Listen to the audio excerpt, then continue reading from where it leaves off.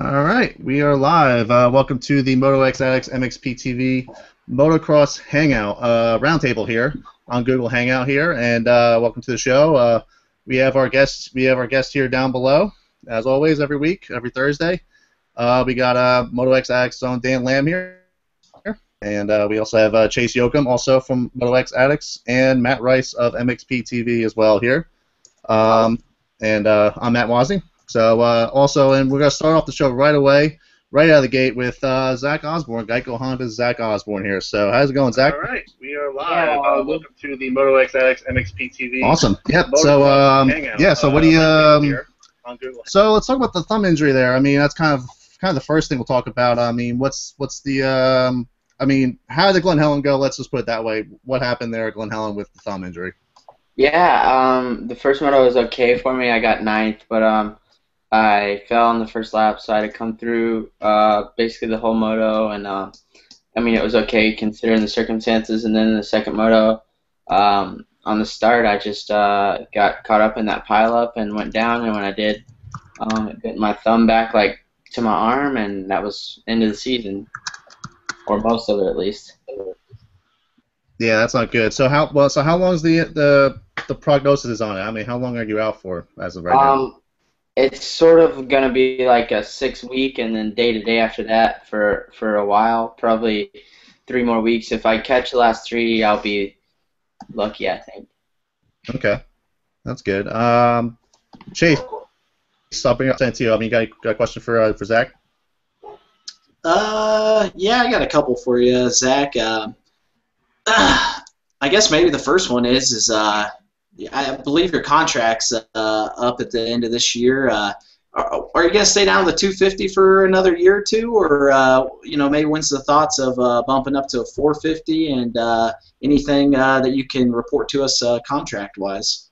No, I'm gonna stay on the 250 for at least one more year. I have eligibility to do so, and that's about all I can say right now.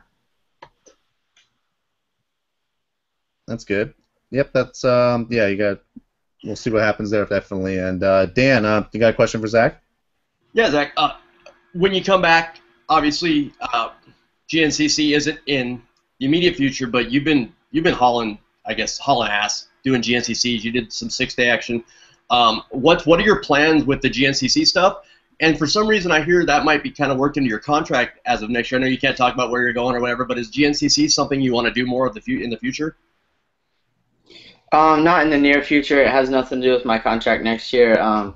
It's more for like long term, like when I'm older and done racing motocross. So definitely doesn't have anything to do with that. It's just something I enjoy and kind of have a passion for. So yeah, it's definitely not like contract driven like what people are saying. So yeah, that's what I was wondering.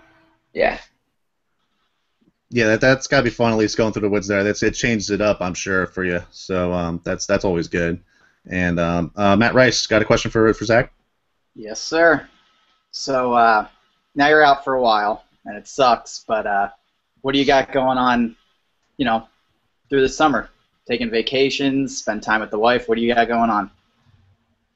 Yeah, we're expecting a baby in October, so I've been building a nursery in California, and now we're back in South Carolina, so we have another nursery to do, and then with the way my cast is, it's only like tiny, so I can ride my bicycle, and I have some triathlons lined up to do and some bicycle races, so that'll kind of get me through as far as training goes, and hopefully, like I said, to catch the last three, I think would be a good goal, something that's pretty realistic, and that's kind of what we're shooting for at this point.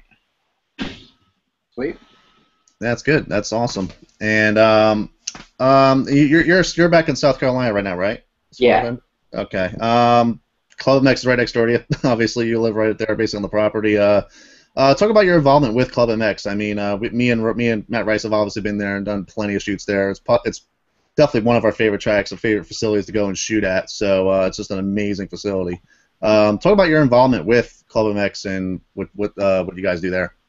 Yeah, I'm a partner in Club MX with Brandon, and we kind of had this dream. It's something I've wanted to do for a long time, and it's something that we kind of came to terms with a few years ago, and this is our third year in business, and it's booming. I have a lot of guys here right now that are super fast and kind of bringing things to the next level. So it's a really good place to be. So, but you still you ride there occasionally still? I mean, when you have time. I mean, obviously not right now, but I mean, obviously you've probably been testing a lot of California, I guess. So, how many times do you actually ride a club? You know, between your busy schedule as it is. I kind of split time about half and half, club in California. If I could, I would probably be here all the time, except for some testing weeks. But other than that, I don't really feel the need to be in California that much. But it's just not possible. I mean, just no one's gonna let you do that these days. So I end up splitting it about down the middle. Yeah, yeah. It's you gotta have your obligations. You gotta do both there, and that makes sense. But also, and I want to talk about Club MX obviously because we've seen you ride there a bunch, and the sand, that's unbelievable. that track is just nothing like it probably on the East Coast scene. I mean, I seen you guys train there before Southwick. It was in the rain, and that track is gnarly, no doubt about it. So yeah, talk about that sand track there. That's just insane how that place is. Yeah, it's awesome. It's crazy that we have like so many different kinds of dirt on like one small piece of land. It's like a plethora of anything you want. But the sand track's sick, and I'm super bummed that we don't have like a legit sand track on the outdoor circuit anymore. I think Southwick was good, and it's good to have some diversity in the series. And I think they need to kind of look at bringing a sand track back. Yeah, Zach, what did you guys have to bring in dirt to there, or was that place just that sick where it's just got that many different kinds of dirt? All the dirt is native to this piece of land. No way. Maybe we carried some of it around a little bit, but all of it was here. None of it's from outside, except This place sawmill down the road where we got some sawdust. Yeah. Yeah. Is it that sick, Maddie? Dude, it's like a video game there. I mean, you got just booters everywhere. And then the sand track is just unreal. Like they might as well just have a national there. It's ridiculous. We would entertain that. That'd be the only national I'd want to go to. We're in negotiations. Zach, how often do you guys switch the track layouts up? We normally it gets changed. Minimally most days or at least weeks, and then we try to have like 2 or 3 tracks a year. One at the beginning, one at our open house each year, which is in October, and then 2 throughout the year, and just kind of try to keep it switched up, but not so much because you can tell like progress and stuff with how it is going for the guys with just having the same track, and like no matter how many times you ride the track, you can always make improvements. So 2 or 3 times a year basically, but we try not to change it too much. Nice. Zach, what do you think of what do you think of what's you're obviously out, and Jeremy Martin's obviously blowing everyone's mind. What do you think of what's going on right now in your class while you're out? Yeah, I mean, I'm not super surprised. I think his back was against the wall a little bit with the way his Supercross went, but he's riding good, and he's definitely like the best of the guys right now. I mean, he's head and shoulders above the rest, and I mean, even with a bad start, he still can win, and it's been a long time since someone could do that. Like last year, I had some motos where I got bad starts like mid-pack and came back to 5th or 6th and was pumped, and he's winning from this position, so that's pretty impressive. Yeah, that's awesome. I think it's interesting to see, especially the Yamaha run that's going on out in the 250 class right now with that. But guys, I mean, Bogle's been doing really impressive. I mean, how do you think your team's doing out there with the GEICO team? I mean, they seem to be doing pretty good. At least mix it up in the top 5 at least. So, what do you think about how the team's doing? Yeah, for sure. I think like with Bell, he's kind of he has a history of crashing, so it's for him to just be completing motos, and he's had a few like top 5, so that's really good for him. And Bisceglia is still a rookie and just learning, and Bogle's obviously the stable guy right now, so He's doing good with the podium at Colorado, so that's going pretty good, I think. Yeah, I'm impressed with Zach. I mean, I think maybe just, you know how this sport is, out of sight, out of mind. I mean, you kind of forget. I mean, the kid was a ripping amateur, but he kind of fell off there, and then, I mean, his fitness looks good. I'm top 5 in a moto and looking solid. Is that something you expected from him? Had you ridden with him at all while he was off? We had a team test at Hangtown for 2 days, and we rode there together, and he was riding really good, you know, and I knew he could, you know, I've always kind of known he had the capability to do what he's doing, but at Hangtown he looked like he had bulked up a little bit and kind of put on some mass and seemed to be ready for the season, so I was pretty impressed with that, and he was riding good, so I knew that, you know, the potential was there for sure. Nice. Nice, that's good. And now going back to the national series a little bit. Now, if you, what's one track that you always like going back to? I mean, every pro seems to have their favorite national track. What's your favorite national track as far as, you know, when you go there, it's like, you know, you feel like you have an advantage there when you get there. What's that track? Don't say Turkey. Don't say Turkey, Zach. No, I like Colorado. I think Colorado is a sick track. I think that the altitude brings in another factor, and I like that. I like Budds Creek a lot. Washougal a lot. I love Washougal. Other than the roost there is insane. Probably my least favorite would be Red Bud. I know that that's probably a shocker to most, but I don't really know if that place very good. So, but probably my favorite would be Colorado. Gotcha. Zach, how different is the bike in Colorado with elevation? It's different, but not as bad as it used to be. Like when I first raced pro in like 2006, it was horrendous, like really, really bad. But now with the injection and everybody having the mapping and stuff pretty dialed, it's not nearly as detrimental to us, but it's still hard work. Like some of the stuff that you can barely jump there is really simple stuff at normal altitude. So it definitely does suck some power out, but not so bad now.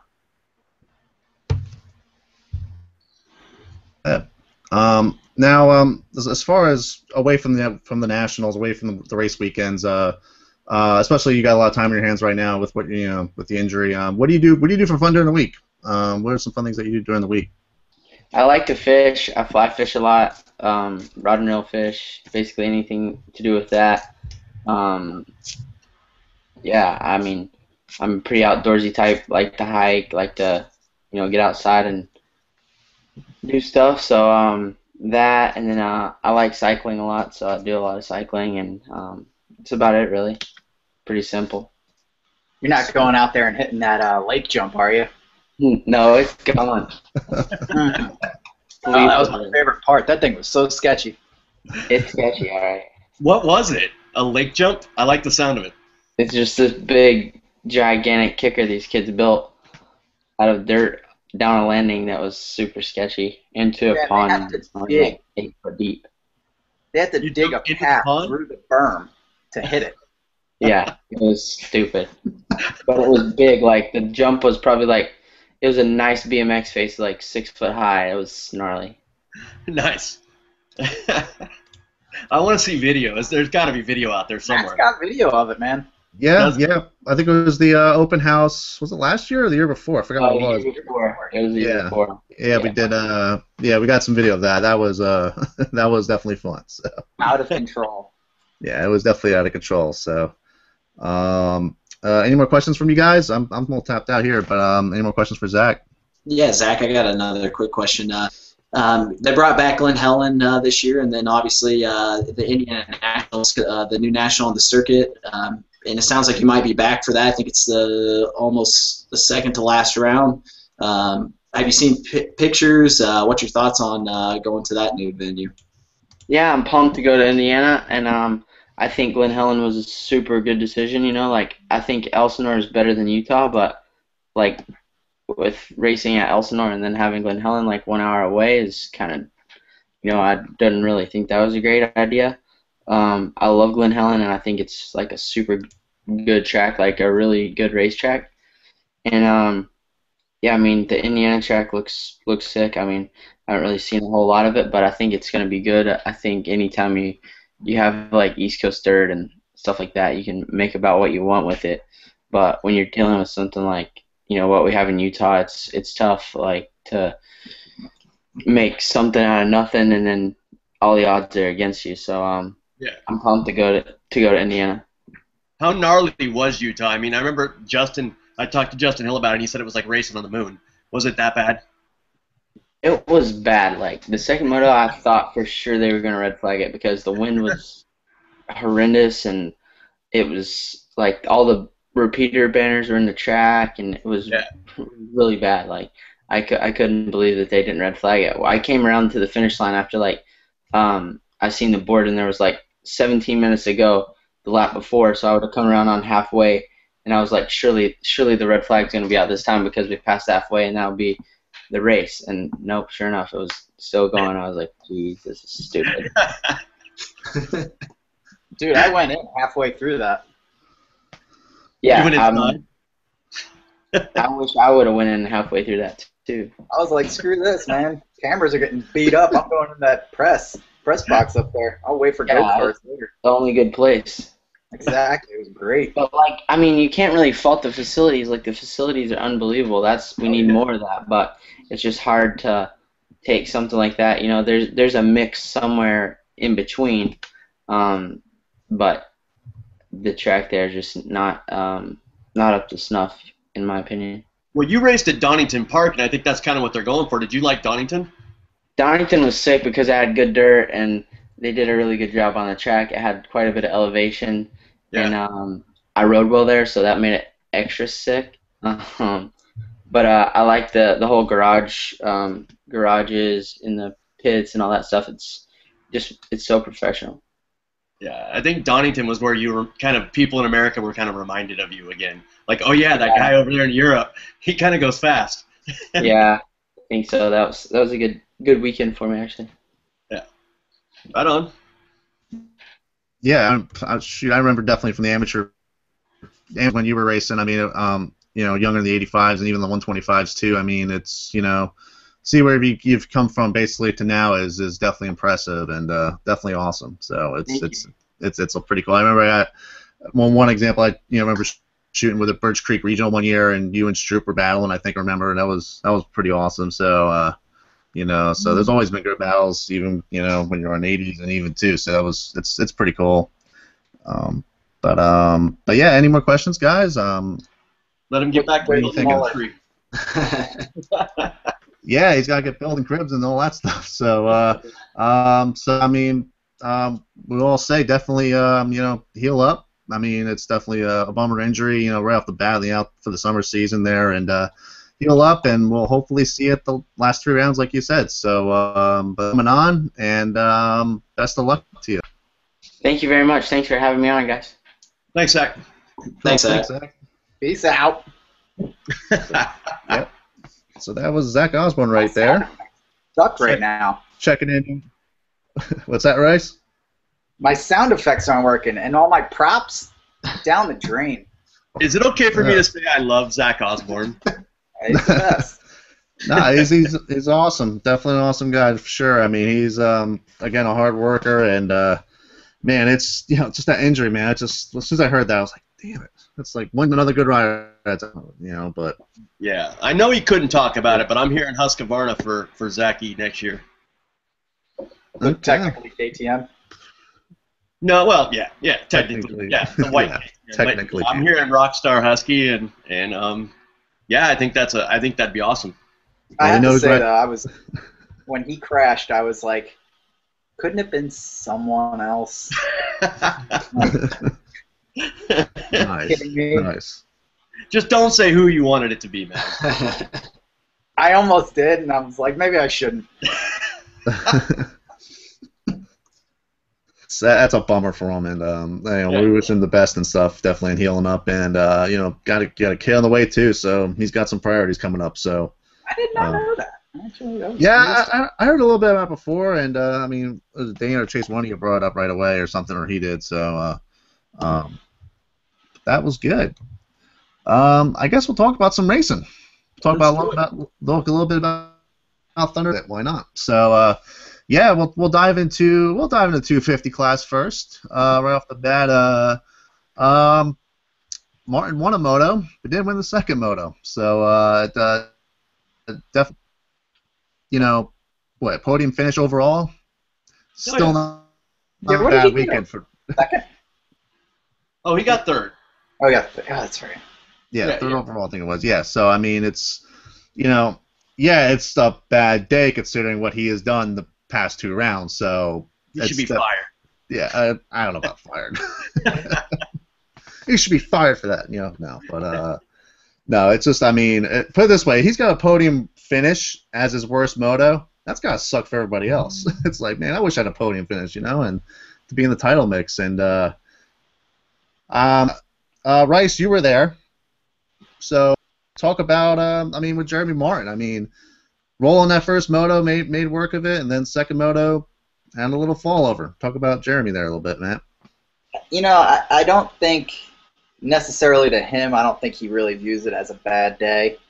I think it's a little bit of a takes the wind out of your sails, though, when you win 5 motos straight to start your season off, and then you get a 4th. But I don't think he's too worried. If I was in his shoes, come on, you're looking great. Yeah, exactly. You think Go you ahead, would have caught Nelson if Nelson didn't crash in that first moto? He did it on the other side of the track from where I was. I was around that first part, and I guess he jumped off the side of the track. I never really saw it on TV or anything, but I heard them yelling about it, and I was like, man, I mean, I don't think he would have. I think he would have caught him. Obviously, there was so much time left in that race. Yeah. But it was cool to see him get up there and start to push real early and start to pull away. Yeah, it's impressive, and yeah, Jesse with that start and good start and mixed it up. He had like a 10-second lead, I think, at one point, Jesse. Yeah. Only with 9 fingers too. Yeah, 9 fingers. I mean, he led more, he led more seconds than he had fingers on his hands. Couldn't even count him. He ran out. He was just like, what do I do now? I guess he had to go to the toes. It's just like, oh, damn. That's why he started to back off the pace so he can keep count. There was a guy back in the 80s named Johnny Welcho. I know I'm aging myself. He rode for Team Tam, and he didn't have a prosthetic thumb. He just had no thumb and rocked it. Yeah, that's hard to do. Yeah, shut up, old fart. What, Matty? Nothing. Yeah, I think he lost it lubing his chain when he was young too. There was like no real cool story to it. Yeah. Wow. Yeah. Motocrossers, I don't know. That's a good story for the bar right there. I lost my finger looping my chain. There's some older people out there that might correct me, but I know Johnny lost it somehow like that. So if you guys know how Johnny Welcho lost his finger the right way, or his thumb the right way, let me know. I think it was lubing his chain. I had my bike up on the stand, and I just had my mechanic just revving the shit out of it, and I was lubing the chain. I swear to God, if that's the story, then that's just awesome. Yeah, I'm pretty sure it is. About Jesse, that was sick, guys. I mean, I'm gonna be honest. I didn't expect it. I mean, he's 4th in the points, and he kind of like was in there with some people having bad motos, so he wasn't like finishing 4th. I think his best moto was like a 4th or a 5th or something before that. So, I mean, to come out, grab the whole shot, and then just check out. And he had the fastest lap time overall on the day for the 250s too, so it showed he had the speed.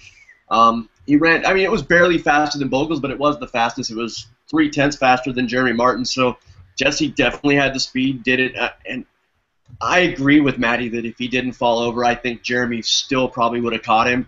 And he ended up getting passed by both Cooper and Jeremy, and then obviously Cooper fell, and Jesse got him back. But overall, that was a breakout moto, and I think huge confidence. I don't know. I just didn't expect it from Jesse. And I think, I might be wrong, but I think that was TLD's best 250 moto ever. That's second. I don't know that I can think of one better. Can you guys correct me? Yeah, I think that's probably their best finish, I think, too. And Yeah, I mean, for second, it's his best, but I think it's finish, I think. So definitely impressive. And yeah, Jesse was just on it no doubt about it. But a rider probably who was more on it, it seemed like definitely the second moto, Blake Baggett. I mean, just I can't. He does. I don't think anybody knows. He can do the. He can do. You can see the 2012 version of him, Yeah. and just literally just have a bad start and just win the moto at the end, or it's just he's just in a conservative pace or whatever. But yeah, Chase, talk about. I mean, Blake. I mean, what can we ever figure him out? It's pretty impressive what he's doing. Yeah, I don't know. It's definitely tough to figure him out. That's for sure. But no, I felt like it was kind of vintage Blake Baggett last weekend, and even in the first moto he got a pretty bad start. But I mean, just his line choices and stuff was awesome. He's just carries so much speed around the outsides, and it seemed like he was kind of staying out of some of those braking bumps, and that a lot of other people were hitting on the insides, and he was just railing on the outsides and just blowing by him. And he even passed, I think it was Christophe Pourcel and somebody else in the first moto, like all in one turn. It was just unreal around the outside. So it's great to see Blake back. Hopefully he can keep this up for the rest of the season, and hopefully we get some really good battles with him and the Yamaha boys. So I'm excited for it. Yeah, I think it's it's really great to see him out there. That's out there, but I think I think I'm seeing that wrist injury he had early last year, or whatever. I think that's still affected him. It seems like from what I'm hearing. Yeah. So I mean that could be one thing too. I mean Matt Rice. I mean you probably know more about that, especially his eye injury too. What he had before Glen Helen. So I mean it's been a rough road for Blake start off this season. He even talked about it in the on the podium and stuff about his eye, and it sounds like he's pretty good with it now. I mean, I don't know what he feels like is 100%, but if we get 2012 Baggett out of this season, it's going to be a tough road for Martin. Yeah, and I think he's going to need to get a jump now on it because there's quite a bit of points between them. It's what 49 points I think it is right now, the gap between them. So he's at this point. Yeah, so he's got to win motos, and it's he didn't finish the second moto to Hangtown, so he's already got a goose egg under his belt, but he's got to try to make it back and and do that especially. How insane is that? We're not even, we're going into the fourth round and it's already like, all right, we got to go catch Martin now. Yeah, Blake sounded like he had like a huge, like the big brother type chip on his shoulder heading in Colorado. Like, I'm not going to let these kids beat me anymore. I'm kind of sick of it. And he was very open about that chip on his shoulder too. And since he did something about it, I guess it's all right. I mean, he just was tired of the Yamaha kids beating him and tired of everybody talking about him, and went out there and showed and proved. So I think it's cool. And his second moto fast lap was old school Blake. When the track was at its worst, I mean, he was barely off of his time from the first moto, where everybody else was 3 and 4 seconds different. So yeah, I think we might see more of Blake. I think he got a huge chip on his shoulder with the kids coming up and beating him when he's expected to win. But yeah, like Matty said, I mean, he's 49 points down. We got to catch Jeremy. Yep, that's it. And it's that, and then I got to catch Cooper Webb as well. And Webb had an issue there. I think the first moto he actually made a move by Nelson, I think, and then he ended up going down. I think it was Chase, I think. So yeah, talk about Webb's situation there at Thunder Valley. Yeah, I mean, he was riding really well, and like you said, he was just getting around Jesse Nelson, and I don't know if he lost the front end, and his bike just got turned around and was just kind of in a bad spot. It just took him a while to get the bike up and kind of get it out of some of the ruts that were kind of up on the upper part of the turn. So bummer for him. He's real great so far all season. I'm trying to remember what happened to him in the second moto because he got 7th there. Definitely those results didn't indicate how he's been riding the whole season, or really even how he was riding throughout the day. I thought he rode great, but it just sometimes it just bites you, just like it bit Jeremy in the second moto too. So it definitely looked like a tough track, very ruddy, very technical. So you definitely got to be on your A game, and if that split second goes by that you're not, you're on the ground. So it seemed to bite the Yamaha guys a couple times this weekend. Yeah, I think so. And staying blue here, we're going to talk about Purcell. I mean, and also technical track. I mean, I thought a little bit, Dan, I think, on that. I mean, Purcell, a solid second moto there. I mean, what happened there in the first moto? I see 11th. I forgot what he did the first moto. He got like a 10th place start and just was stuck battling with a bunch of people and just never got moving. He just, I don't know what it is. He seems like when he gets in the pack, he just seems to, I don't know if he freezes up or what happens, but he doesn't seem to want to risk. And you guys know that 250 class is crazy, especially this weekend. You see them, they're just jumping, cross jumping. That pack in the middle is like, the pack between 7th and 11th is just so close, and everybody seemed to get by him. In the second moto, he got a good start and just decided to go fast. But I want to talk a little bit more about Cooper, though, too. I wanted to ask Maddie while we were still talking about Cooper, did you hear anything? Because he was 13th fastest in qualifying, which was horrible for him. He hauled butted. He had his first podium at Lakewood last year, so he looked a little bit off the pace. I wonder if there was any rumors of maybe he was injured or something, because he looked just way off the pace all day. Yeah, I don't know what was going on there. I mean, it seems like from what Baggett said, it just kind of, even Martin said the same thing. The guys are all starting to get rolling now. Maybe Cooper just took advantage of the first two races of just pure speed and everybody just being off pace and really taking advantage of those spots. But I don't know. I really expected him to be there and really challenge it from what he did last year, but it didn't happen. I don't know. I didn't hear anything about injuries. He seemed fast in practice, but obviously the times showed different. Yeah. Yeah, I was just surprised because he was top 5 or top 2 or 3 all year, and then 13th, and then but I guess he did get up to second in the first moto, so he was going pretty fast. But yeah, I was just curious if you heard anything. I just think everybody's starting to get that wheel rolling now. Yeah. Yeah, I think that's the thing. I think everyone's kind of, they got the first few rounds in, they know what the settings are, things like that. Everyone's kind of getting a little situated there, and and also with Webb too. I mean, he might be. I mean, from what it looks like to me, he might be the most aggressive rider out there of anybody. He don't care who's in front of you. He's going to make a move, and usually makes it pretty tough move on riders. It seems like to me. So he don't care. Yeah. Yeah, I think there's a lot of Gary Bailey out of that. From his aggressiveness, how he rides. Because not saying that Gary teaches dirty riding or whatever else like that, but not to be afraid of making a move. You got to make a move, and it's there's no wasting time. Another rider who actually went through a little bit of Gary Bailey's program was, or that might help. That might see a little bit there too. So Gary's kind of known for that a little bit, and and with Cooper under his wing, I think Cooper's definitely showing that he's just so aggressive, compared to a lot of other riders, I think, right now, and that's what's making him, at least, he stayed in the 10th, top 10 last weekend, and it's almost like a Martin situation. Seems like he had a bad weekend there, but it was still top 10. He's still second in points. Not a totally bad day for him, but it's just about regrouping, getting back on the East Coast tracks for him this weekend. So it'll be for Webb, I think it's good. And talking about another rider that did really well, second overall, Justin Bogle.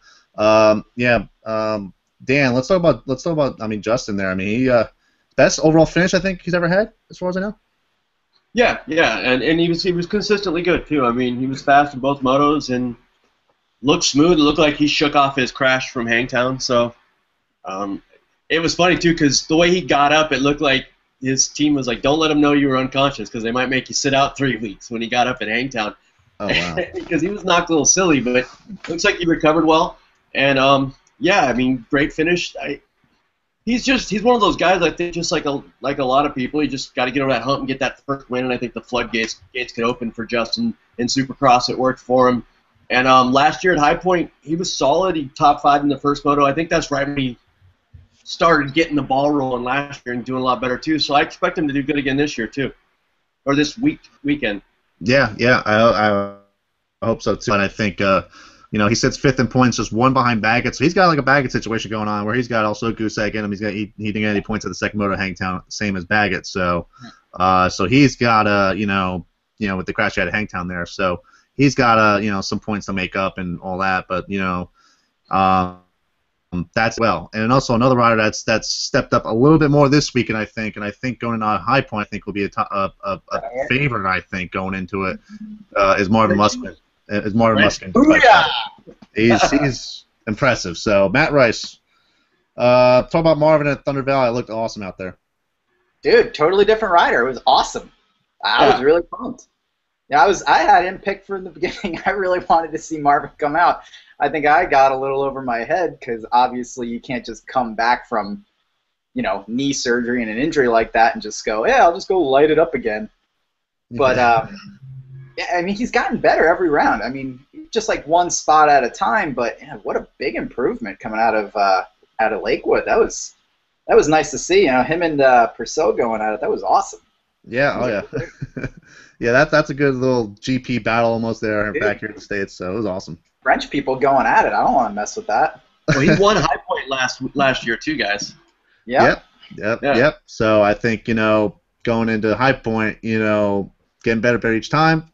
We'll see at High Point. We'll see. But I think he's definitely on a confidence high. I think so. And then looking at I don't know. I mean, what are some notable finishes, guys, out there that you saw, Dan, that were that kind of stood out above the other ones, even the privateer guys from Lakewood?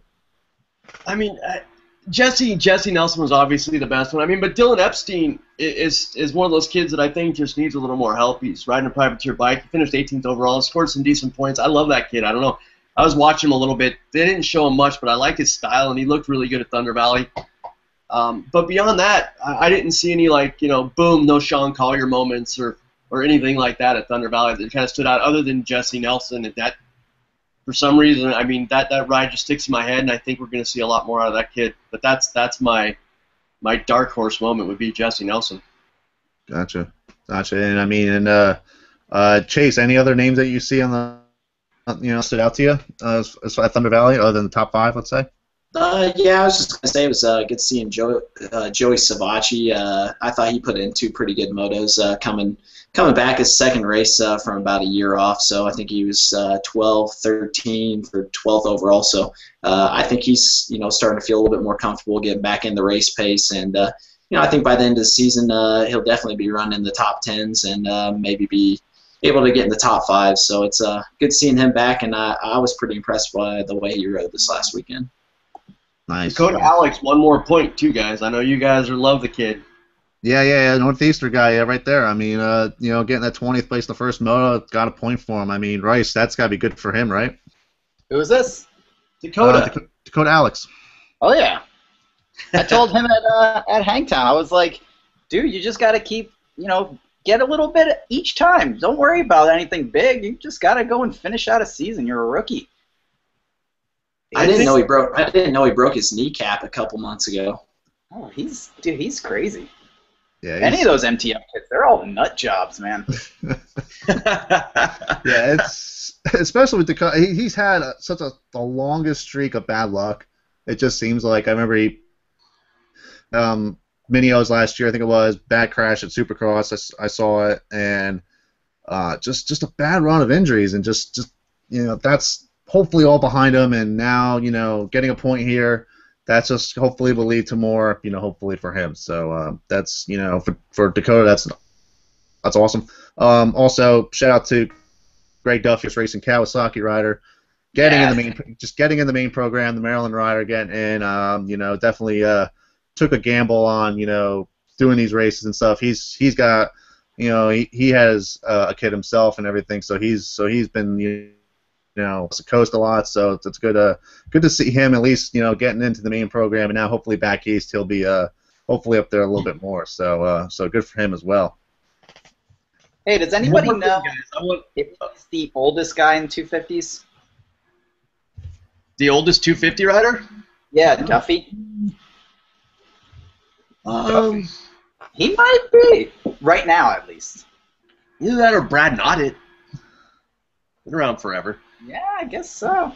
You know what surprised me, though, in the 250 class as far as going the other direction than Nelson was Jason Anderson in Moto 2. starting up front like he did and going backwards. I thought all Jason needed was a start, but he seemed to go the wrong direction. He ended up, I think, 5 for 6 overall, but I was a little surprised with Jason not being able to possibly get a win with that start. With Anderson too, I picked him for the win, and hey, I'm 5-5. That was close, but I don't know. But I mean, still, he's another rider that's gonna hopefully, It seems like, is it like the Supercross switch with him? It just seems like Supercross he was just so like unbeatable. Now it's like, is it just because in Supercross he was, the training, bike setup, all that stuff was so Supercross. He maybe had barely time for nationals. Could that be it, or anybody on that one? I thought he looked better than I've ever seen him to start the year. I don't know. I was just kind of surprised at where he was this weekend. But he's never been the fastest outdoor rider. That's true. I remember he did good at some rounds, but I mean, obviously Supercross, he's got a title under his belt, so that's got to say something. So. For him, he had one career podium before this year. Oh wow, okay. Yeah. Wow. And Zach Bell found a canyon in Thunder Valley, I guess, from what I saw. That's a bummer for him. Get a shot of that, Matty? No. Good job, Bryce. Way to be on it. Way to be on it. It's Bell. Result-wise, it's hot and cold again. But I think what position was he in before he crashed? Does anybody know that? Or he was running top 10, I think, for sure. Oh yeah, well he started way up there. He was running about 7th. Yeah, the second moto. I think did he get the whole shot second moto actually? I think. Yeah. Well, him and Porcel were dicing for the whole shot. I don't know which one actually got it. Okay. But he and Porcel went back and forth. I think Bell did get it, though. Okay. Yeah, because I think Purcell got around him or something after the big step that they hit, that big double jump that's there. But yeah, Bell just gotta keep it consistent, keep on 2 wheels. I think it's almost like Bell, like this summer seems like to me like a Trey Kennard from like a couple years ago. He had all these injuries and stuff. You just want to get a healthy season in the books. And does anyone know if he's gonna be on GEICO next year? Is that still something talked about, or? I heard no. Okay. Yeah, I wouldn't. GEICO sticks with right. I think if Bell shows something by the end of the year, GEICO's the type of team that will stick you through injuries. We've seen that with Zach. We've seen it with On. We've seen it with a lot of riders with Bogle. But yeah, you got to show them something. You gotta. I don't know what exactly they're looking for, but you got to show them something, and they'll stick with you. But yeah, I've heard the same thing Matty heard, that no.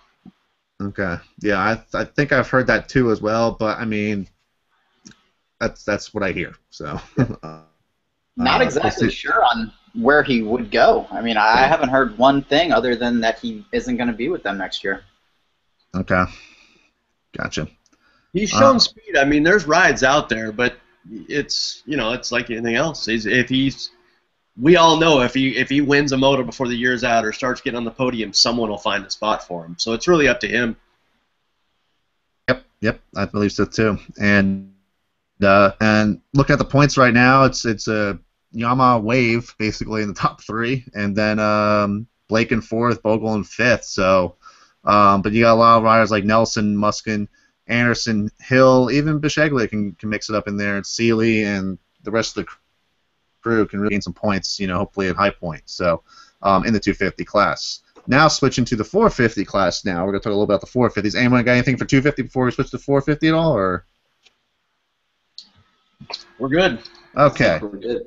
Okay, I think we talked a lot about the 250, so they were plugged out a lot. So 450. How about that Dean Wilson?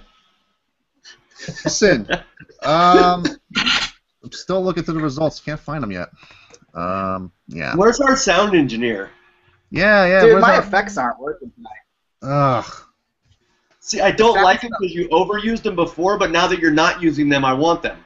Dude, when I was trying, when we had Zach on here, I was trying to do the whole like randomized hat and face stuff. It wasn't even working. I was getting so pissed off. In fact, I was getting like distracted by it. Yeah. Not happy. Yeah, that's the way it is. I guess technology's fun, but anyway, 450 class, as we talked about. Hey, Rice, is this looking a lot like 1939 a little bit with the German kind of invading here, or what's going on with this 450 class? Well, I don't know. We don't have any French people in the 450 class. Ah, okay. Or Polish, actually, so. Yeah. Yeah, I mean, Kenny is keeping the plate is red. He's red hot. I mean, unbelievable what he's doing right now. Dude, if we had Akira Narita out there, it'd be WW2 all over again. That's great. What? Yeah, so talk about Ken. I mean, talk about Ken, how he looked at Thunder Valley. I mean, other than obviously impressive, but I mean, talk about him, man. He's unreal. I did not think he was going to be this explosive on his rookie year on 450. It's pretty remarkable what he's doing. Yeah, I mean, well, Supercross, you look at it too. First full season wins A1 off the bat. You know, I mean, he seems to have really strong starts. It seems like, and I know it's a big thing too, especially with the Rebel KTM, riders as it is. Roczen just seems, his personality shows in his riding. It's like he wants to make a move. He's going to make a move, like aggressive to the point of not overdoing it, but also just he's got to make a move. He's going to make the move. And it seems like with Dungey, just gets stuck behind riders. It's unbelievable. Like, I see him, I'm like, make that move, and he just doesn't make the move, and Kenny starts walking away. I mean, Dan, you may have seen it too. I mean, what does Dungey need to do? I mean, he's been consistent, yes, but, you get stuck behind a rider, you got to make a pass. What's the pass situation deal with Dungey? What does Dungey need to do? Hire Alden and train with RV? I mean, that might work. I mean, because that's really what Kenny looks like. I mean, the way he went to the front there, he looked like RV, very similar to what RV does in the beginning, the way he attacks, and Dungey kind of hangs back. And I even saw, like, when he went by Dungey kind of like, whoa, what are you doing? And got out of his way, and Roczen went by. But yeah, it's funny because it's not something that Roxon's always done. When he first came over to the GPs, he had that kind of sit back in motocross and let the motor kind of come to him deal. But he's really, really learned lately to attack early, and he goes right after it. And I think he also notices, like in Moto 1, where he didn't attack real early, and he ends up, finishing behind Stewart by a minute, by a split second, when he was probably the fastest guy on the track. So I think the second Moto, he kind of reacted to that the same way he did at Glen Helen, when he barely finished behind Josh Grant. In Moto 2, he attacked right away and got to the lead. Unfortunately, Dungey passed him at Glen Helen. But at Colorado, he did the same thing. He reacted to what he did in the first moto, went right after it. And it was just, he went from like 5th to 1st in like 3 turns. And yeah, it was an awesome ride. And I'm really, really, really beginning to wonder. I mean, in the beginning of the year, I thought, yes, if RV was there, there would be no doubt. But I'm really beginning to wonder who the fastest outdoor rider in the world is right now, and I don't know. Is it Ken Roczen? I'm starting to wonder, even though RV is not there. It's a KTM. That's probably KTMs are the fastest in the world right now. It's that's what it looks like now. I mean, but like the thing I get back to again. I mean, and Chase, I'll ask you this too. I mean, Dungey has been Mr. Consistency. That's the butt patch. He should run forever. That's how he is. But especially with his teammate, at least catching up with him, he's got to make passes. He's got to make a pass early, like Roczen does, I think, to make a move. I mean, what are your thoughts on that? I mean, it seems like he just gets stutters, and it just, as a fan, make that move, and it's just like, you're clutching your soda and you just drink or whatever, you throw it at the wall, and you're like, come on, it's like, it annoys me. So I mean, Chase, talk about that. I mean, it's just, I don't know what he needs to do. I completely agree. First moto was a pretty good example, really, because he got stuck behind Stewart for so long, and he was so close a couple times, and it just, if he was maybe a little bit more aggressive, maybe he makes the pass on Stewart and maybe starts pulling away and take the moto win. But instead, he sits back there and doesn't make the pass, and then rocks and allows him to come up and to get him for second, and then Dungey obviously ends up crashing a little bit later in the moto. But I'm completely with you guys. He just got to get a little more aggressive. I thought maybe after Glenn Helen, that pass there that he put on Roxon was maybe going to be a good indicator of him, stepping up his aggression with his passing. And right now it seems like he's kind of going back to his same old MO. So it'd be interesting to see, next round if that changes or not. But I think it needs to, for sure. Yeah, and then I think it needs to as well. I mean, but it's it's either he can pull off what was it, Anaheim or Phoenix early in Supercross. He got like super aggressive and he would end up falling down and stuff. It's either that extreme or it's just sitting behind a rider. You don't see you really don't see between them.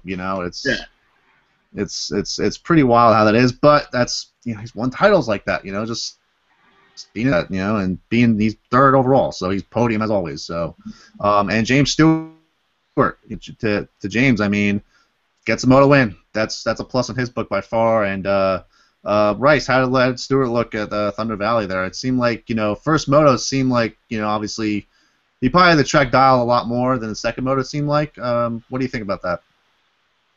Yeah, I don't really know what happened in that second moto. He was, I guess he got buried on the start. First moto was like old James Stewart again. It was kind of a thrill, little treat for everybody, and especially like how it was 2 years ago when he went and ran himself over. It was good to see him take a moto win, but second moto, I don't know. He just seemed like he took a while to get around Trey, and then by the time that happened, there was just everybody else was gone. Yeah, the KTMs were just gone for sure, and I mean. I'm thinking maybe that first moto, from my opinion on it, is that like I've mentioned in past shows here, his bike setup is always seems like the most important thing to him, as with any other rider. But I think with Stewart, it's just at a higher level than anybody else. Maybe I think the track was really smooth that first moto, and that may have helped him out as far as bike setup goes. I think with that, but. And Dan, I'll ask you this: is bike setting, an advantage as far as how do I want us to put it? It's, is it more bike or is it more rider sometimes when it comes to situations like this? Obviously James Speed, he wants the bike to be set up perfectly the way he wants it, but perfectly set up, should the rider then adjust to that setup? I mean, what are your thoughts as far as bike setup goes, especially with Stewart's level? Yeah, I don't know at their level. I mean, I was an A rider, but definitely, not their level. And I remember my dad always saying it's not the bike, it's the ass that's in it. And I mean, I'm sure there's a lot more to set up than just like when I rode it. I could get on just about any bike and make adjustments, but I couldn't tell the difference between a certain tire to another tire, which I had a real problem with that. And I think some riders they're at that level have the same type of problem where they can't set a bike, they can't get that feel. And I hear different things about James, but I don't know. I mean, he did get a good start the second moto. He was up there. But he said after the moto that it was set up, and I want to believe James that it's the bike and everything, but I feel like it's got to be close. And guys like RC and other riders it didn't really matter. So I've definitely not answered your question, Maddie, and I don't know how to answer it. Yeah, well, I think it's more bike. Yeah, it's more rider. Yeah, but I think with the rider, it's got to be rider too, because I think with Stewart, he's got mechanics he could possibly get. I think on that Suzuki. Oh, it hasn't changed in a few years. I think it is now. So it's he can revert back to it. He can revert back to an old setting if he wants to, if it's comfortable now. I mean, McGrath has done that, and Honda's he had the old frame, and liked it anyway. Yeah. So, I think it's rider actually. I think he should be at least getting, if the setup isn't right or something like that, you're an amazing motocross rider. You should be able to adjust to it, and the tracks adjust, the altitudes obviously adjust, things like that. It's got to be, an advantage, to at least learn, way of riding, on a different setting. Well, That's what I think, at least. If it bugs you, Matt, or anybody else, but you don't hear riders saying anymore, I just got beat. I mean, the second moto, they asked James what happened, and he said, oh, we changed the setup and we went the wrong direction. Right, yeah. What would you change after winning the moto? I mean, yes, maybe a clicker here or a clicker there, but I don't know. I would just love to hear from these guys once in a while, hey, Roxon was just better than me in this moto, but maybe it's just me. We used to hear that. I remember it from other people. Yeah, and that's like, well, I mean, put it this way, Carmichael used to say it a lot when he lost, but again, he won a hell of a lot of races. So when he lost them, it was like, yeah, I didn't win this one. Okay, what did he do? He beat me straight out. He could say that. It wasn't like something in their head or it wasn't mental games going on. So it's just I think it's a rider thing. I think he's he's been riding for so long.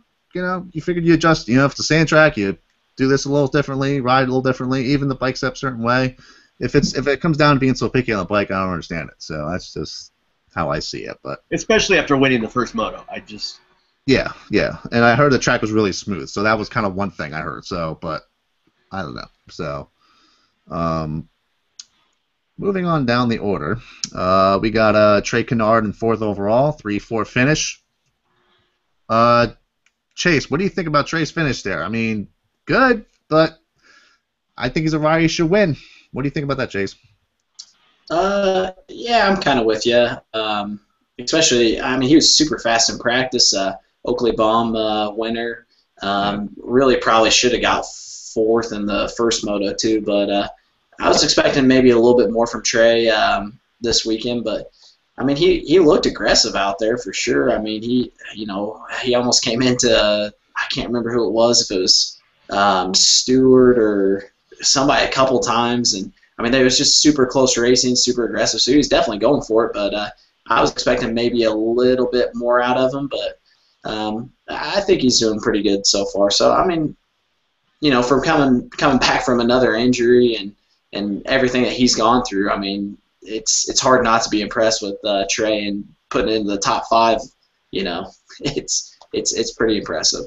Yeah, and I mean, it's good that he's, as far as injury-wise, things like that, but I mean, he had a full year under his belt last year. I think he should, he's a rider that I don't think of him as like, not to put the riders down, but more of like, Andrew Short, Weimer type finish, No, fifth, fourth, maybe or something like that. I'm thinking Trey as a guy who can win. He can win races. I think a 4th is, yeah, it's good, but that's like par for him. That's like okay, that's fine what it is. But he wants to, sink that eagle and get that friggin' win. I think that's what he's there to win, no doubt about it. And especially now since, my guy Barsh is out now, which I'm very disappointed about that, but that happens. And he's a lone Honda guy now, so hopefully he'll pick it up there. So definitely. Yeah, I think we're maybe impressed by him, but I don't know if he was impressed with that performance by himself. So yeah, I mean, there's got to be. It's definitely. I mean, he's self-driven, no doubt about it. So I think there's definitely that. That driving up him do good, obviously. He's putting himself in great positions though every moto. He's getting good starts, and he seems like he's like getting more and more comfortable with the pace each time, and he's hanging with them a little bit longer each time. Mm-hmm. So, yeah, I think Trey's in the right direction. I think he just doesn't want to take it too far. God knows the kid's been through a lot. So, I mean, I think he's on the right track, and I like where he's at right now. And I think Trey will be that winner you're talking about towards the end of the year. I think he's just kind of getting used to that pace, taking little peeks at it, little tasters of what the pace is like, and then moving back. But he's only, I think, what is he, 30 points out of the lead right now, so he's still in it. He's 1 point behind James in 3rd. So yeah, he's there. I think he's going to be just fine. Yep, I think so too. But I bring it back to that.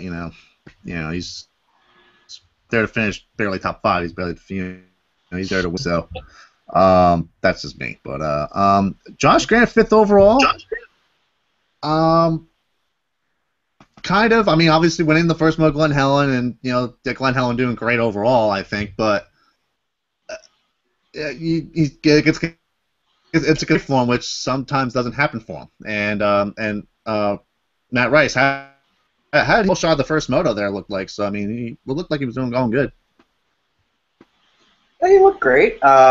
I kind of feel like there's a big gap between fourth and fifth in the 450s, and you really look at it like going back to Trey.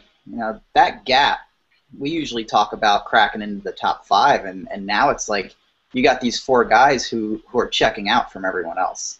Yeah. It's really great to see Grant go out there and get a 5th over guys like Weimer or Brett. Guys who are top 5. These are top 5 guys. These are big names on some of the best bikes in the world. And not to say anything bad about the Yamaha, but you get that factory Kawasaki. You're on Villapoto's bike. But that's top 5s for him. I'm pumped on him getting a top 5. There's a big gap to cover with top 4 now, and he did do it. First moto at Glen Helen, that was shut me up. I told people as that moto was going on that he's gonna get tired. It's not gonna happen. Yeah, I think there's a lot of people like that, because it's just what he's done in the past, he's got those breakout motos really, and then it just inconsistently kind of falls in. So he's more than capable. He did Redbud last year. He podiumed him. He's more than capable. We've seen it from him. It's just putting together 2 motos for 12 races. That's something else. Yeah, and too, I think that's the challenge for him, is to get the consistency to kind of do 2 solid motos like that. And I think Grant, that's a positive race for him. I think coming out of it, it's like, it wasn't Glen Helen win like, but it was still, in there and consistently, and keep a consistent streak going for him. So that's hopefully a lot of people hope for that too with him. Matt, did you hear anything about Grant's throat or whatever? Something about him having strep throat? No, I have not heard that either. That's news to me. Too much. I don't know. I'm pretty sure they mentioned it on the broadcast. That I think he set out the second practice or something. I think he just went out first practice. Yeah, he did just go out. I don't remember seeing him in that second one. Yeah. Yeah, and like Matty said, there are some separations, but I think there's still I know James won that first moto, but I still think there's a huge separation between Ryan and Kenny, and then James and Trey, and then Josh and like Shorty and those guys, and that, because in the second, when the KTMs get out front, they're gone. And in that first moto, they couldn't get out front. They had James up front, and then behind them there was a battle keeping Roxon and Dungy at bay with Trey. And but in the second moto, they got out front, and there was a huge huge 30 seconds between the KTMs and then the next guys. I think James was 35 seconds back or something, and that's with the KTMs getting out front early. So I still think there's that huge separation between the KTMs and the other guys. Yeah, I definitely see that too, and I think and another rider, I think definitely, it seems like I don't see enough of exposure for him, it seems like, for what he's doing, Brett Metcalf right now. Just impressive, just 6th overall, and replacement rider, but he's been on factory teams for well over a decade, I think, right now. He's been on factory teams, so he's got a lot of experience that way, but, not doing a national last year at all, except the Canadian ones, obviously, but the 6th overall. Dan, talk about, Brett, just unbelievable what he's doing right now. Brett just scores points. That's what he's always done, is he just scores points. I believe there was like a 5-year streak there in 250s where he was top 5 overall at the end of the year, and he's always been that way since moving up to 450s too. He just consistently scores points. He gets good starts. He consistently rides laps, and he's not going to win. Yes, he does. He has had those moments like Southwick and stuff like that where it does happen, but for the most part, he's just that solid guy that's going to put in 30 plus 2. He's going to be up there for you every single week. But yeah, I would to me, that would be the story, is to see someone like Brett win motos. I mean, I love the guy, and if that could happen, I think it would be the story of the year. But yeah, I think Brett's right about where he's going to be all year, between 4th and 7th in that range, and he's going to finish probably 4th or 5th overall in the points. Yeah, it's impressive what he's doing. And I think another rider that's probably going to be in that mix too, hopefully a little bit higher maybe, you mean that 4th, 5th spot probably, is Malcolm Stewart, I think. I think, he could definitely finish better. He's 7th overall at Thunder Valley. Yeah, I mean, Chase, talk about, Malcolm. I mean, his results have been getting better each round, kind of, or are they pretty much consistent with him? I think they've been pretty consistent, which is it's not a bad thing at all for sure. Because in the past it seems like he'd go out and have a real good moto, and then the next one, he wouldn't put it together and finish kind of further back. But been super consistent this year, so that's awesome to see. Been really impressed with him. I think that he's definitely built for a 450, so it's great seeing him out there on the 450. I'd love to see him on 450 in Supercross, but yeah, just been real impressed. I think I mentioned it a show or two ago, but I definitely could see Malcolm getting some top 5s overall. So top 3, I don't know. Might sneak in maybe for a podium in a moto like he did last year, but I could see him maybe getting a couple top 5s, but that's about the highest I'd probably put him overall. I see. Yeah, I mean that's like you got those group of riders. You got Grant, Metcalf, Stewart, and then Short 8th overall, Pike 9th, Weimer 10th. That just seems like those are your top 10. It seems like, and then it's just a mixture of what's going on. That's what it just looks like to me, at least. I think in that. Yeah, I think yeah, Andrew Short. I mean, 8th overall. I mean, Rice has tried a short look out there. I mean, he's always been, I don't want to say under the radar, I guess, but it just seems like, top 10s, top 10s, top 10s. Business as usual. Yeah, I mean, what can you say? I mean, I really don't. I think when you look in terms of motocross, there's a ceiling you're going to hit eventually. Everybody's got their peak, and I hate to say that he's peaked, but I really don't. I don't think he can really go beyond that point. There's a comfort level that you got to break at some point, and unfortunately, when you break that, you end up on the ground. For Short, he's had an awesome career. He's had, God, some of the best bikes in the world. And at this point, if he can stay top 10, just stay top 10. Stay on a bike as long as possible. Top 10 is amazing. There's no doubt about it. That's amazing. But I really don't, if he gets lucky, it could maybe crack a 6th, a 5th. But it's a long shot. That gap, like I was talking about, that's a big gap to really cover. Yep, and then maybe one rider I like to see. There's a bunch of riders I like to see in that mix too. I think Weston Pike would definitely. He's capable of breaking that mix there a little bit. I think he obviously on the factory bike now. I think Rice. I mean, how did Pike look at Thunder Valley? I mean, going 10-7. I expect more out of him. When I say that everybody's got that little peak about themselves, I kind of expect there's a lot more to Weston Pike than what we're seeing, and it's only going to take a matter of time. He's new to that bike, and we're only 3 rounds in. Got a lot of racing left to go. I think we're going to see something crazy out of him. Yeah, I hope so. Hopefully they've unleashed big time. Oh, he's an animal. Yeah, it's we're going to need to see a start, though. I mean, that's the problem with Weston is he just doesn't get the starts to get that taste like what Trey's doing, where he's tasting that front of the pack pace. Weston just hasn't been able to get that start yet to actually start getting some taste of that pace, and then maybe working up to it. Have you seen those thighs? What's that? Have you seen those thighs on that guy? The factory 450 should be able to put him up front, though, if he gets the jump. Not uphill at Lakewood. Forget about that. Maybe a downhill start. We're going to do downhill starts. Gravity, man. No matter what altitude you're at, he'll endo down the hill faster than anyone else will get a start. Fair enough. But yeah, that's the big problem right now, I think, with Weston, though, is his starts. He has not gotten a start. I think 10th is probably the best start he's gotten all year. Yeah, it's just that's a rider needs starts. That's definitely what he needs. Chad Reed.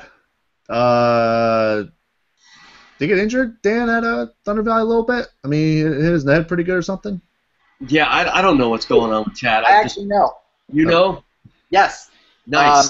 Something happened. He was practicing starts and took a little digger right in practice. I think it was the first session out, and rung his bell pretty good. I don't know if he was unconscious. I think they kept that kind of quiet. But, yeah, Reed was having a bad day right from the start. Yeah, it seemed like a day, I think, and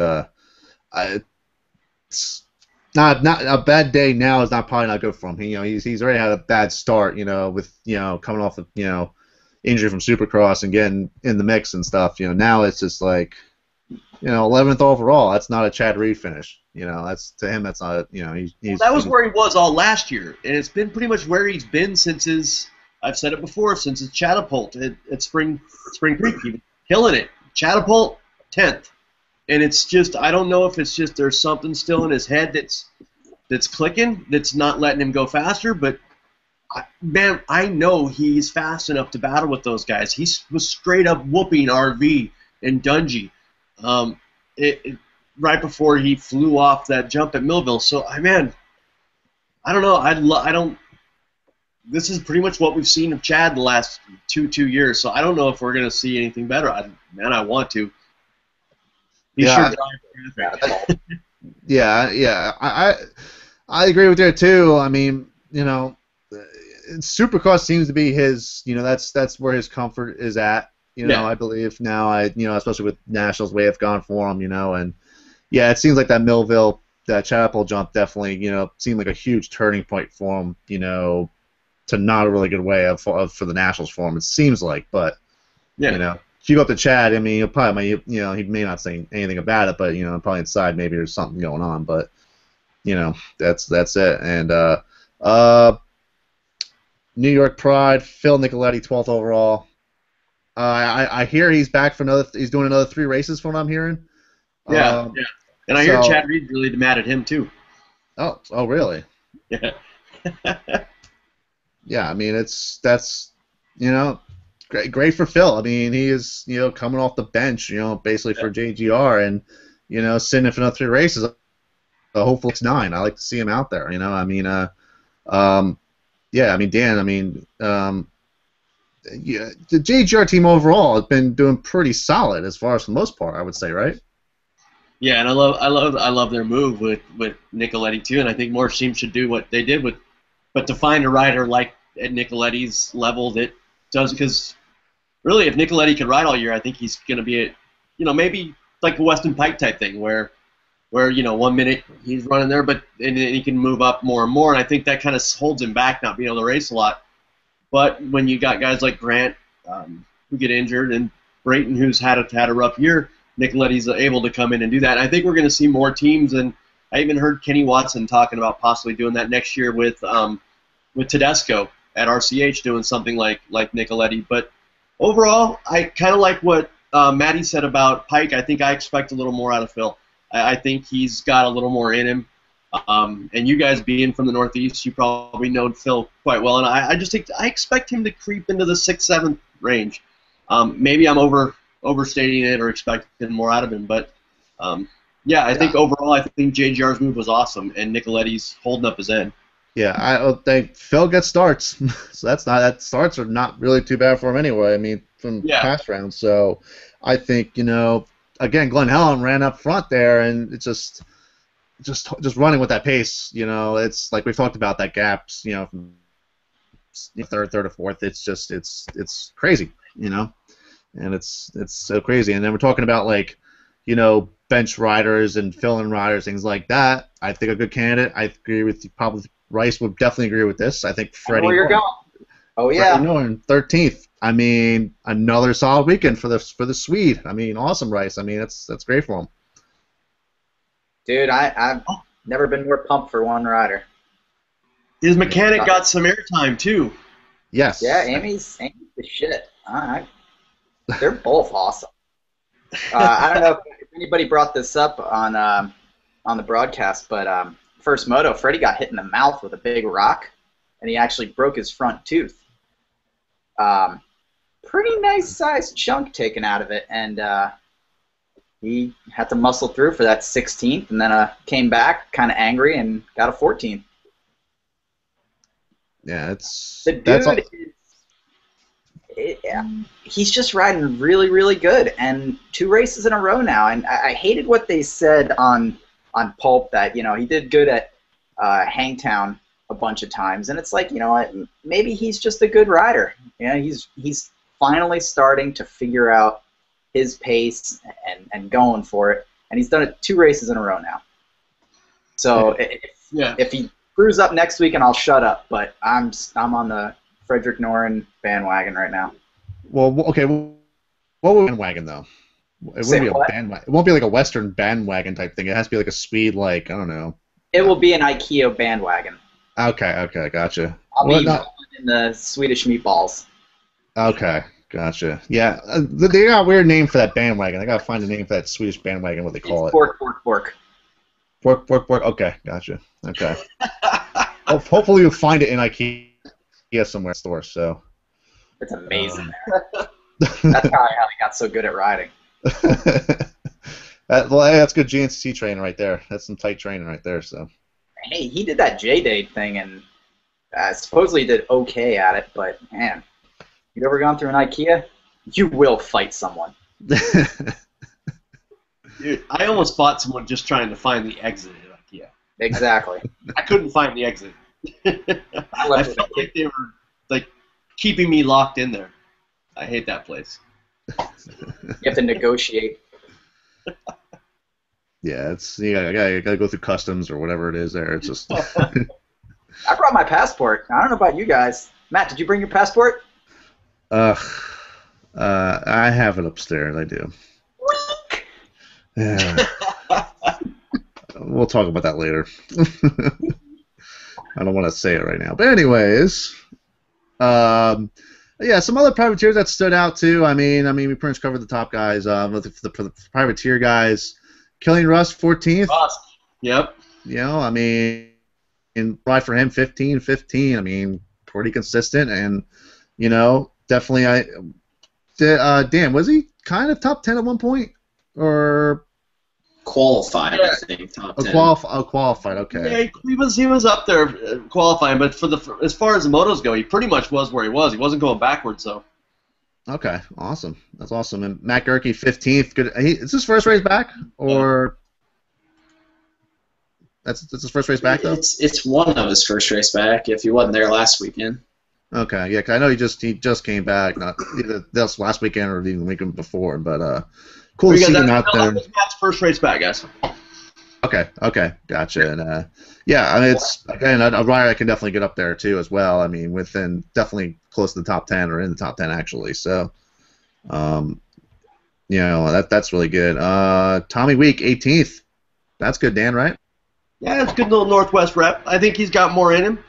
But yeah, Tommy's riding good. I hope he keeps going. I think he's got top 10 in him.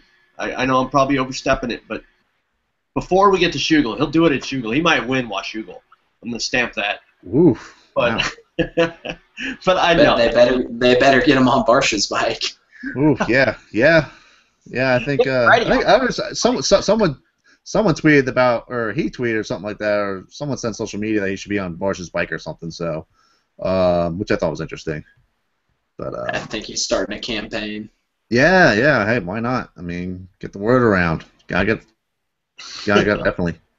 I'm gonna start tweeting Noren on Barcia's bike just to see if it just happens. Ooh, there you go. Like I say, he could be a good fill-in rider, Noren, definitely with Freddie, I think.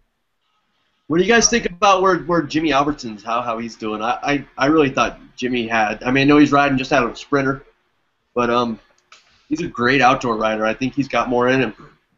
Yeah, I heard he had a rough Thunder Valley. I mean, getting there, yeah, is one thing, but I heard it was pretty rough as far as at the race for him. Yeah. I was gonna say I don't think he was riding out of the sprinter this weekend. Yeah, I know he had a hard time getting there, but he's been pretty much 16th to 20th in that range all year. 15th to 20th in that range, and I just seem to remember Jimmy being a much better outdoor rider than indoor. Yeah, yeah. I mean, so yeah. I mean, he's usually pretty solid outdoors. Obviously, in the past, he's done well, and Yeah. I think even with the in Supercross, he LCQ wise, obviously, did really well, and the main got the bike in the main most of the time at least. But Supercross, he had a big rig. He had the full motorsport crossing rig, all that stuff, and now he's downsized to a sprinter van. That should take probably a lot of weight off you, right? You think, Dan? As far as like going to the race, I mean, now you're out of a sprinter van. It's kind of a lot more, box fanny type of feel. You feel like you're not, have so much pressure on you. Let's say. It's just only on yourself. just him and his bro on the road hitting it hard. But I guess I heard the sprinter broke down and he had some issues. Chase follows him on Instagram. What was the story with that?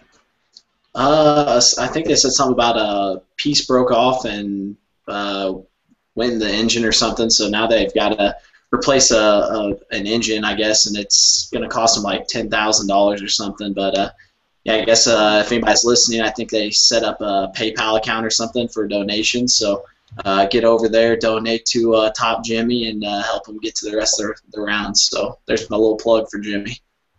I had no idea. I'm going to go throw 20 down. Yeah, believe me, he's one of many riders doing that now. So a lot of them doing that. And I don't know if it's helping him out. Like I see a lot of riders doing a lot of the fundraising campaign stuff, and I don't know if it helps actually. I don't know. I mean, if they do get a lot, I guess it depends on their following. It can't hurt. It never hurts. Yeah, exactly. So hey, we got to do something on here to kind of promote McDade's son Keegan. Yep. Yep. I think that's definitely a very rough situation going on with them. People I don't know, Mike McDade, arena cross star, basically at this moment. His son got acute lymphocytic leukemia. It was not a good though. He just started chemo early this week. I think on Monday he started doing first chemo treatment. They're taking donations and everything else to help support the family, I think. So we'll have what I'll do is after the show is over, we'll put a link in the description and to their donation too, so we can plug them out because they're awesome. Mike's an awesome guy, and then with Keegan too, they've been a great duo. I've seen him at the races a lot, and especially arena cross races and stuff. And we'll definitely he's gotten a lot of support on Facebook already, I think. So I think we'll definitely add to it hopefully and get him some support definitely. I know I saw they're doing a track walk at High Point for him. Yep, that's cool. MX Sports is doing that. Yep. Yeah, I think it's on Friday. I think is when it is. That's awesome. Yeah, I couldn't imagine having a kid with something like that with leukemia and having to watch him go through it and. Yeah, go out and donate, people, man. I have, as everyone here knows, I have a fleet of kids, and I couldn't imagine. I'm really, really blessed, and in case people don't know, I just had my first boy, healthy 8-pound 2-ounce, Nico Gary Lamb. But yeah, I couldn't imagine if one of them wasn't healthy or had leukemia. And yeah, I'm blessed to have them all healthy, and yeah, that sucks. I didn't even hear about that. I've been kind of out of it the last week or so. That sucks. Yeah. I mean, but for Dan, congrats on that. Definitely. I mean, that's got a boy finally, from what I heard. So that's awesome, and so that's good. And yeah, for Keegan, any support to them would be anything for him. And if you're gonna be at High Point this weekend on Friday, or technically tomorrow, get out to do the track walk. I think it's Rice. It's like 5 o'clock or something. I think the time is for it. I think so. I'm gonna head out in the morning. I'm hoping to be there in time. But I'm pretty sure it's 5 o'clock and $5 donation for the minimum. Just you walk the track and hopefully you get a good turnout. I mean, I really hope the weather kind of keeps people outside and you get to go out and do this. Right. So. Yeah, I think. Look out for Racer X. I'm pretty sure they have it posted. Okay. Yeah, they have that's something I've heard too. I mean, this is kind of the first thing we've seen as far as a track walk on Friday for at least a benefit of some sort. I think so. And I've heard probably a couple weeks ago even too, about the idea of maybe having a, walk the track on Friday deal for either a benefit or as an extra fan experience added to it, But I think if it's for a cause, I think that just brings even more to it, and to get people to, they see the track from the outside, but I think a lot of people love to see it walking on the track, day before National. I think that's really cool. So it adds to the experience, but also it helps for a great cause as well. So if you're there at 5 o'clock, around 5 o'clock, I'm going to say at 5, I think it is, at High Point tomorrow, get out there, walk the track, day before the pros race it, but also support a great cause with Keegan as well. So yeah. So,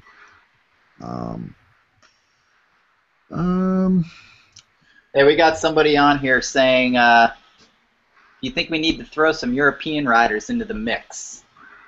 I think we are. I thought we were. Yeah. We got Ken Roxon leading the one championship. We got Oh, Christoph. man, he's American now. World champions out there. I mean, it would be nice, like having what we had last year with Strivos and DeSalle coming over, but as far as I know, I haven't heard anything about any GP riders taking some time off. Yeah, Hurlings might be heading over. They're saying at Spring Creek. At least that's what Hurling said in an interview. Oh, Yeah. heading over here? Yeah, I've heard the Hurlings thing about him possibly doing Millville, because I think there's a break in there somewhere. So maybe. And he likes the stand. Butthead ride. Dude, I think it's going to be awesome to see something like Hurlings go at it with Jeremy Martin at home. I mean, I think maybe Hurlings might be the only guy in the world on a 250 that can beat Martin at Spring Creek right now. Yeah, I would say, that would be a hell of a battle. If that were to go down, that would hit record on that, and I'll watch it over and over and over and over again. So hopefully, I'm not gonna even that shoot. happens. I'm just gonna watch. What's that? I'm not gonna even shoot. I'm just gonna watch. Yeah, you're not gonna do your job. Good job. Nope. I'll be snapping pictures with the old eyeballs. Nice. Podium picking. Yeah, let's do some podium picks. Yes, we're just gonna get to that. Who's got podium picks ready? I'm ready, but who wants to go first? Nobody has. You got it, Maddie? No. There was crickets there for a minute. I'll go ahead and throw it out there. Okay. All right, so we're going to Belgium this week, right? What? Yeah. Yeah. No, God, High Point, man, Marvin looked so good there last year, going 2-1 for the overall. It's weird because that just tells you how far we've gone. Musquin went 2-1 for the win, and Jeremy Martin went 9-6 for like 7th overall. But I'm going to take Martin for the win. I'm going to say he rebounds back. I'm going to go ahead and put Baggett up there for 2nd. And I don't know what happened with Cooper, but until I hear differently, I think there might have been something wrong with him. I'm going to put Musquin on the podium. This is going to be a weird pick here, but Martin, Baggett, and Musquin is my podium for High Point. For 450s, man. With the top two, you can pretty much just throw it down there, but I think Dungey has to react. I think he has to respond. I think it's time for him to show Roxon that he's not going to let him just run away with it and just be that guy that wins when Roxon makes mistakes. I think I got Dungey winning. I'm going to put Roxon in 2nd, and I'm going to put James Stewart in 3rd. Those are your same 450 picks last week. Yep. Was it really? Yep. I'll try again. No. It's a new week. Why not keep it the same? I mean, it's been those are the guys right now. So I mean, pick your horses and shut up. Yeah, I mean, that's awesome. Yeah, I mean, you had the podium there last week, so if you switched around a little bit, it'd been a little different. But I mean, you get a point for being on the podium, man. That's all I'm going for is points. Yeah, yep. The points that we're counting. Yes. I'm going to be Ryan Dungey. I'm just going to score consistent points. I'm not going to kill anyone. There you go. Chase, what do you got for podium picks? 250, 450. 250, I think right now you still got to put your money on Jeremy Martin. Obviously, I think he's the fastest guy out there at the moment, so I'm going to go with him number one. Second overall, I'm going to go with Baggett. I think that second moto win and the overall last weekend going to give him some confidence and some momentum moving forward. So I'll go with second overall for him. And then I'm going to go with Justin Bogle in third. Been real impressed with him so far, especially after coming back from that crash a couple rounds ago. I thought he rode great last weekend, and I think he's going to put it in the top three. So I'm going to go with him for third. 450s, I'm going to go with Roxon. I think he's just riding the best, I think, out of anybody right now, taking the win. And then I'm going to go Stewart for second, change it up a little bit. I think he's kind of gaining some momentum, kind of figuring his bike out a little bit better. And then I'm going to go with Mr. Consistency, Dungey, for third. So that's what I got this weekend. Matt Rice, your podium picks, please. I am so not researched.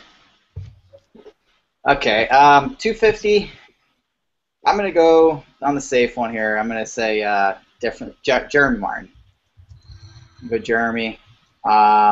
Bogle and Marvin. I'm going to say Marvin's going to get on that podium this weekend. And then 450. Oh, man, it is hard to bet against Roxon right now at this point. Yeah, I'm going to go Roxon, Dungey, and then I'm going to say Mr. Traynard gets up in there. So he gets that podium.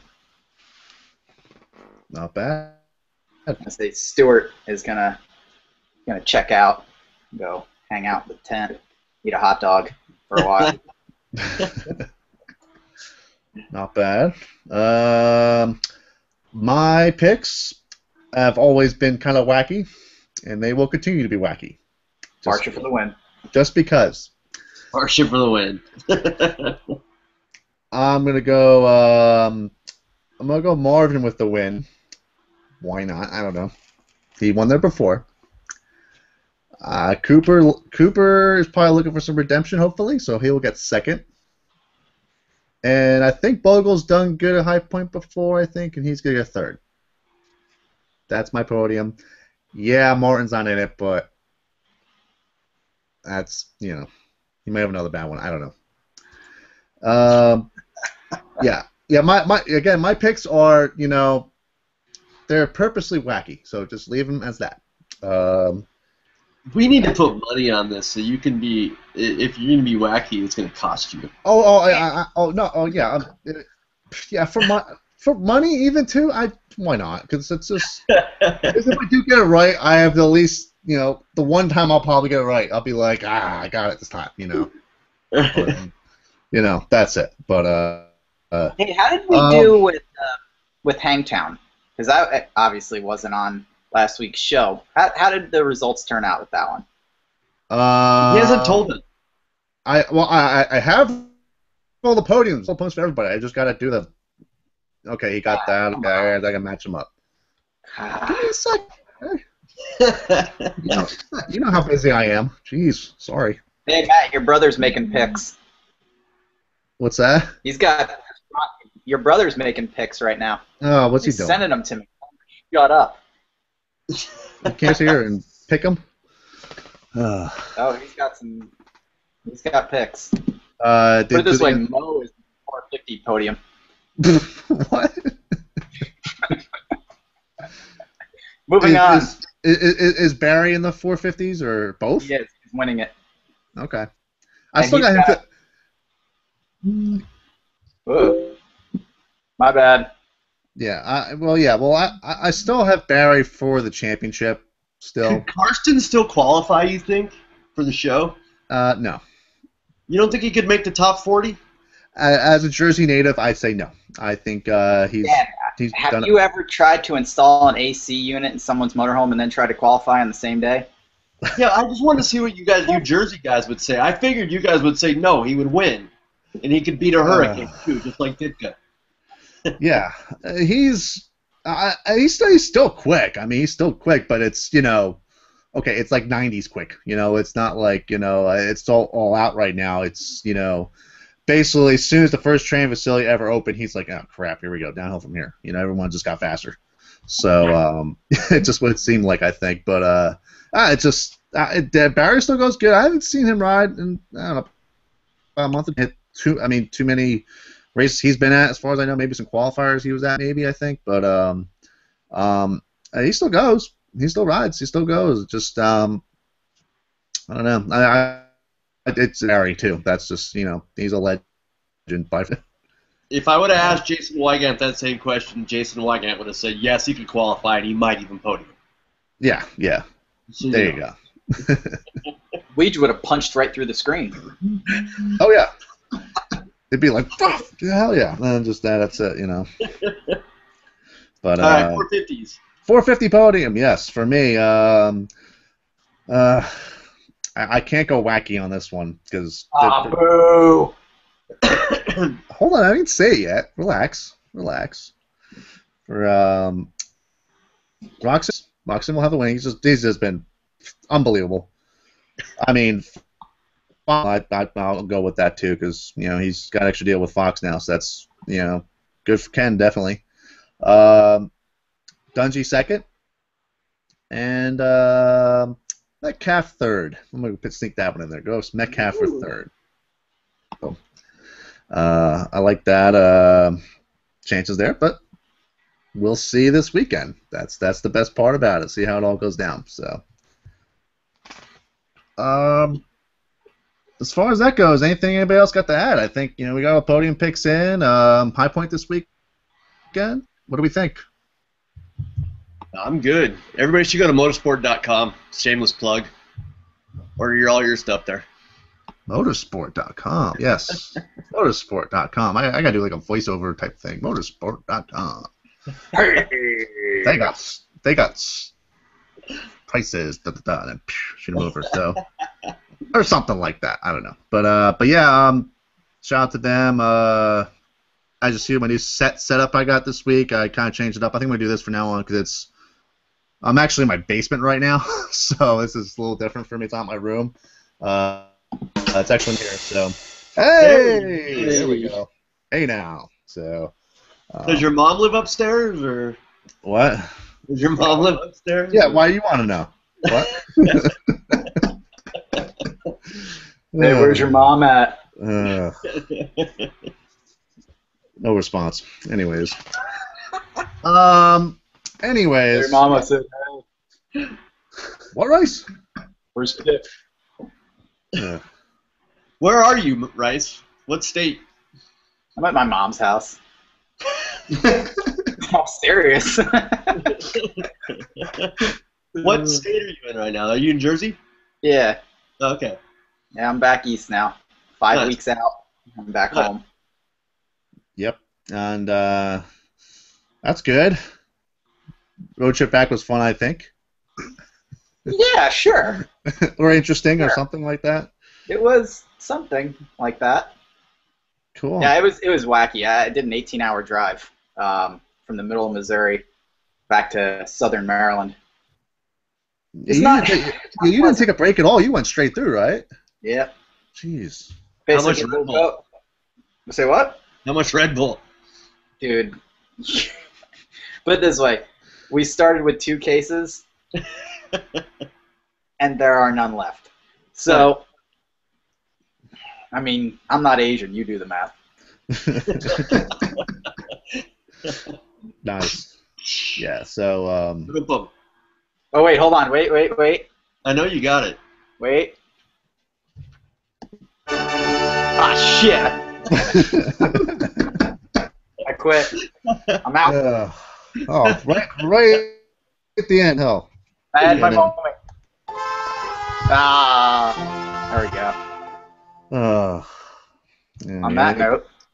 On that note, we will. I think we're good. I think we'll end the show right here. I think we've had a definitely fun night. We want to thank GEICO Honda for getting in the beginning of the show there. Definitely cool to chat with him as always. Injured, yes, is one thing, but we'll we'll try to get guests every now and then in the show, and we're going to try every week, but we'll see what we can do with riders that are available. Definitely in the summer swing right now with them. So, but anyways, yes, this week's edition of Motocross Roundtable with MotoX, Axel, Dan, and Chase Yoakum here as well. Good to have them, part of the show as well. And obviously, myself, Matt Wozni, and Matt Rice, part of the MXPTV deal. I mean, it's great to have.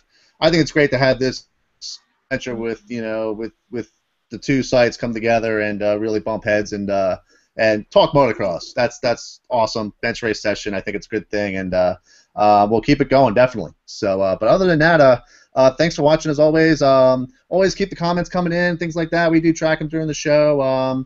If we have new guests on, you want some questions that have to be asked, we'll do our best to get them out there, and we'll do the best we can with that. So on that note, make sure you check back next Thursday. We'll have another edition next Thursday and of Roundtable, but also make sure you check out MotoXAddicts.com for a ton of content, a ton of news, updates, things like that, all that on there. They got plenty of stuff. Dan, obviously, you've got plenty of stuff on that site as always.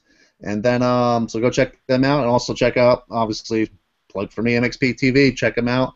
Check out what we got going on. We're actually covering the women's Pro-Am race this weekend in Delaware. It's a nice 30-minute drive for me. So, what's that? What was that helmet cam video you had up there today? That was good. Which one's that? The 125?